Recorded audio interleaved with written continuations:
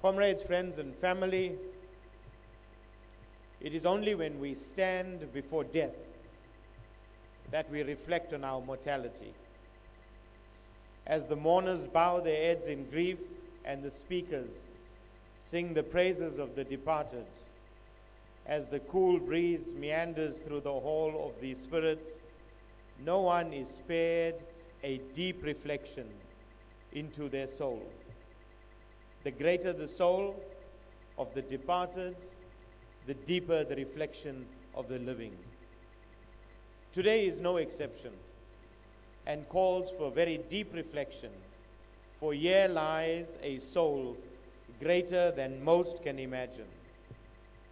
Here lies a soul that lived more years than most who came to bear witness to his departure.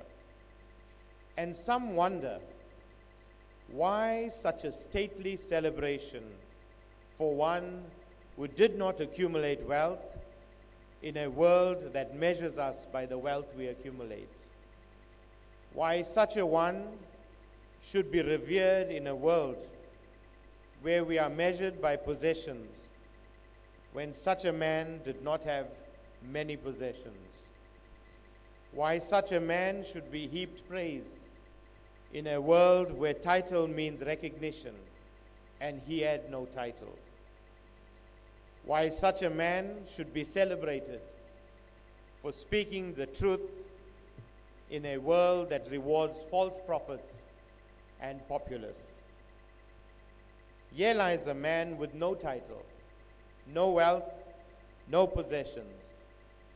And if success is measured by the accumulation of wealth, possessions, and title, then here lies a man that will be considered to have attained no success in life, and all who have been spawned by him should disassociate themselves from his failed life, lest they inherit the title of an unsuccessful man. And yet, I stand here proud of having the blood of the soul.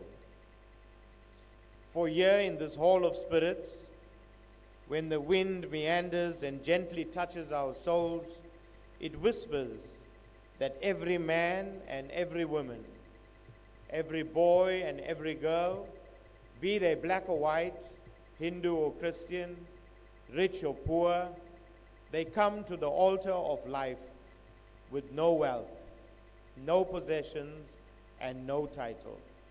And they depart with no wealth, no possessions, and no title. Stripped bare of everything, they stand ready for the long journey of judgment. And how shall we judge this soul that lies before us? This soul with no wealth, no possessions, and no title. Another great soul, the mystic poet and storyteller Khalil Gibran, said, "Out of suffering have emerged the strongest souls. The most massive characters are seared with scars." Swami has both suffering and scars too many to count.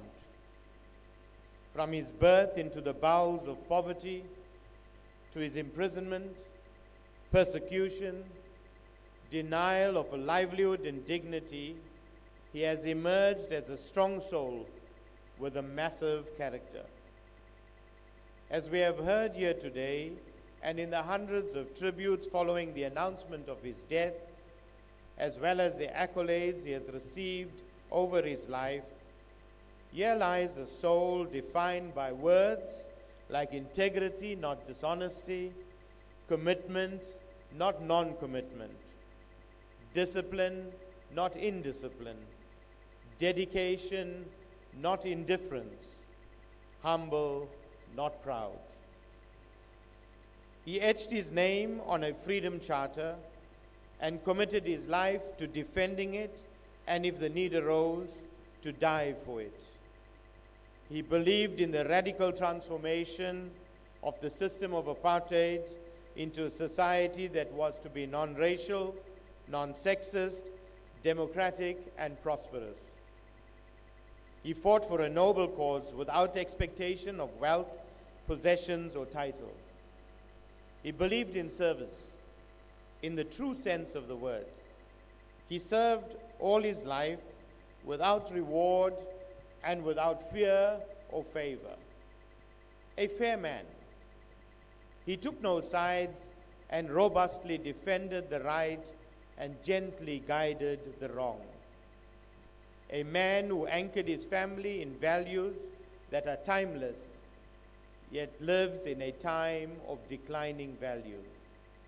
He taught his immediate and wide extended family, which includes many of you, the value of respect, affording everybody, from peasant to president, from black to white, and people of all shades of religion, a little of his time and a mountain of his respect, with one rule: all are equal before his eyes, measured solely by their character. Everybody who knew him knew that he respected the time of every person. He was the first to arrive at any function and kept no one waiting. A man with attention to detail and an unwavering discipline, typical of his generation, but rare today. He paid his accounts on or before time in the little cash he had, because he did not believe in credit or credit cards. A man who knew the value of living within his means and saving for any eventuality. With the little he earned, he left no debt. He paid for all his medical and late care expenses by himself. While most people turned to the state or their children, he turned to neither. On the contrary, he always offered us the little he had, insisted on paying for his own haircut and contributing to his own breakfast expenses, and donating his very old Anglia car, one of the few possessions that he had, and some furniture to a community organization that needed it. He suffered many traumas and setbacks in life. He saw his brother, Rangasamy Govender, a giant in his own right, a man who led the Indian Municipal Workers Union for 25 years as its chairman, and an inspiration to Swami himself. He saw his brother understandably turn away from his ideals after suffering in the 1949 riots, which saw many of his friends killed and families uprooted. Swami, despite going through the same suffering, did not waver from his ideals. He threw blame where blame lay, at the foot of the apartheid system that instigated the riots, and he worked tirelessly from that day to educate people about the real enemy they needed to focus on and eradicate. And he steadfastly pursued those ideals. In the aftermath of the recent disturbances of July, he was very distraught and lamented that apartheid had succeeded. He said it pained him that after 27 years, the same time that saw his contemporary revolutionary Mandela jailed for, he saw during that time apartheid's spatial development and economic inequality have turned back the clock on the decades of work his generation had done to build social cohesion among all the peoples of South Africa. He still said, "Let me not waver in my pursuit of a non-racial, non-sexist, democratic, and prosperous South Africa." He left us with a strong foundation to defeat the demons of apartheid and to follow those who pursue the ideals of unity and tolerance, and not the false prophets of disunity and intolerance. I am privileged to have been spawned by this man. I carry his name with pride. I fear no insult or silent gossip that shall flow from that name. I wear his name and memory as a badge of honor. I am who I am because of him. Here lies a man with no wealth, no possessions, and no title. But here lies a successful man. Hamba Gashle, Comrade Swami.